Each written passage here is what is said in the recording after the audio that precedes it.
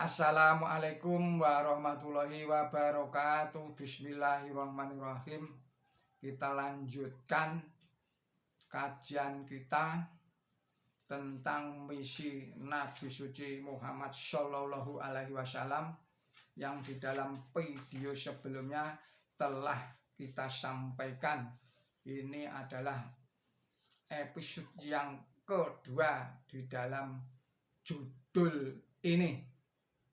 Jadi sebagai Tuhan bagi seluruh alam, tentu saja Allah Ta'ala mengirimkan petunjuknya kepada semua bangsa. Karena itu kaum muslimin wajib mengimani para nabi dan kitab suci yang datang terlebih dahulu sebagai nabi dan sebagai kitab suci yang diturunkan oleh Tuhan yang Maha Kuasa yang sama, yakni Allah Subhanahu wa Ta'ala. Seorang muslim harus mengimani Nabi Ibrahim alaihissalam, Nabi Musa alaihissalam, Nabi Daud alaihissalam, Nabi Sulaiman alaihissalam, Nabi Isa alaihissalam, dan masih banyak lagi nabi-nabi yang lainnya sebagai para nabi utusan Allah.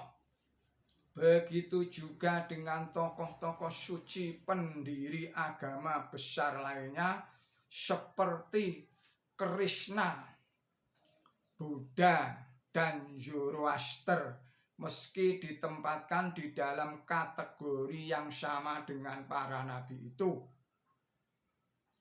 Seburuk apapun pandangan orang terhadap, saya ulangi lagi, seburuk apapun pandangan orang Islam terhadap negara Israel hari ini, mereka tetap menghormati dan memuliakan Nabi Yakub alaihi salam, figur suci yang juga disebut sebagai Israel.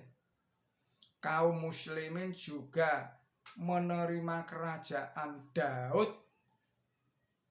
dan kerajaan Sulaiman sebagai kerajaannya para nabiullah.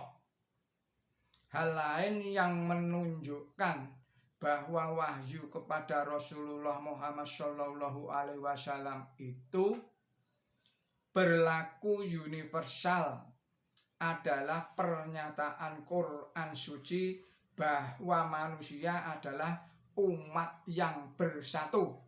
Terdapat di dalam surat Al-Baqarah ayatnya 213. Karena itu dalam ajaran Islam semua bangsa, semua ras dan agama harus diperlakukan adil dan setara. Quran suci dengan jelas menyatakan Bismillahirrahmanirrahim. Wahai manusia, sesungguhnya kami menciptakan kamu dari pria dan wanita dan membuat kamu bersuku-suku dan berbangsa-bangsa agar kamu saling mengenal. Sesungguhnya yang paling mulia di antara kamu di sisi Allah adalah yang paling bertakwa di antara kamu. Terdapat di dalam surat Al-Hujurat surat 49 ayatnya 13. Keunggulan suatu bangsa tidak didasarkan kepada rasnya, tidak didasarkan kepada keturunannya, tidak didasarkan pada warna kulitnya, tidak didasarkan kepada bahasa atau bahkan label agamanya, melainkan didasarkan pada ketakwaan kepada Tuhan yang Maha Esa.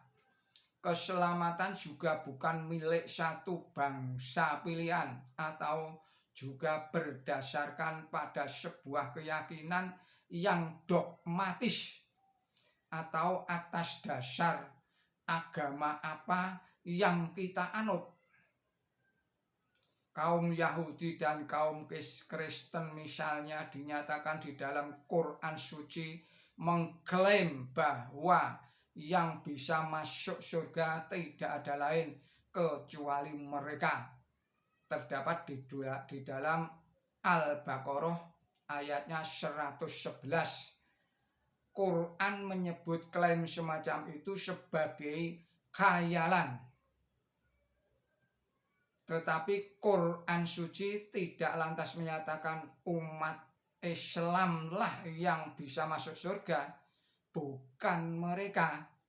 Akan tetapi Quran suci justru menyatakan di dalam surat Al-Baqarah ayat 112, Bismillahirrahmanirrahim, ya, barang siapa berserah diri sepenuhnya kepada Allah dan berbuat baik kepada orang lain, dialah yang akan memperoleh ganjaran dari Tuhannya.